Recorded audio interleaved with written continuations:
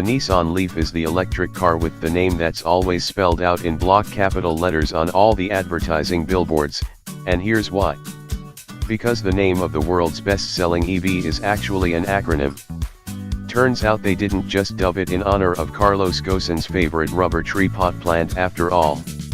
It's an unusually descriptive acronym by Japanese car industry standards. This car is Nissan's leading environmentally friendly affordable family vehicle. Of course it is.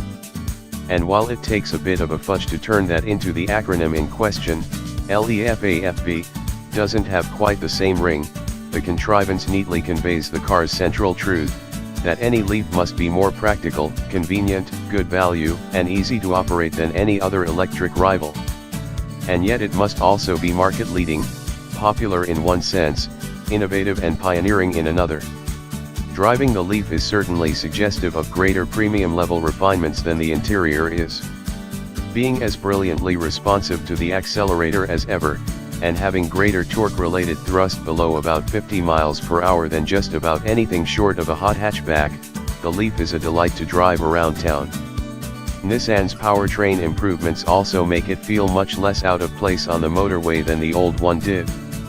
There's a new e-pedal setting for the car, which filters in strong regenerative braking before you go anywhere near the brake pedal, and makes the Leaf at once easier to drive and better at recycling energy than the old one. And, perhaps more striking than everything else, this is now a seriously quiet and refined car, just as you'd want an EV to be.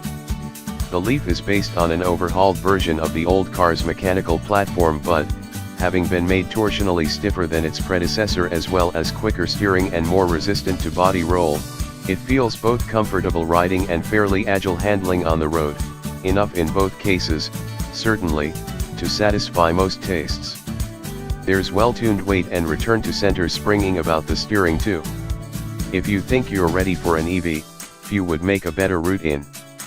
Those who decide to will continue to do so for rational reasons, because the Leaf's better priced than its opponents, better supported by relevant public fast charging infrastructure, more practical, and because it now has the battery range to be more usable than it ever used to be. At an NEDC certified 235 miles, the new Leaf's cruising range beats that of every rival save the priciest Renault Zoe, 250 miles, and the Opel Ampera E, 323 miles, though it's still denied to UK buyers. Our test drive suggested you should expect more like 160 to 170 miles from this car between charges, in mixed real-world use. Relative to the claim, that may sound like a con, but it's actually quite impressive for what remains one of the juvenile EV class's value champions.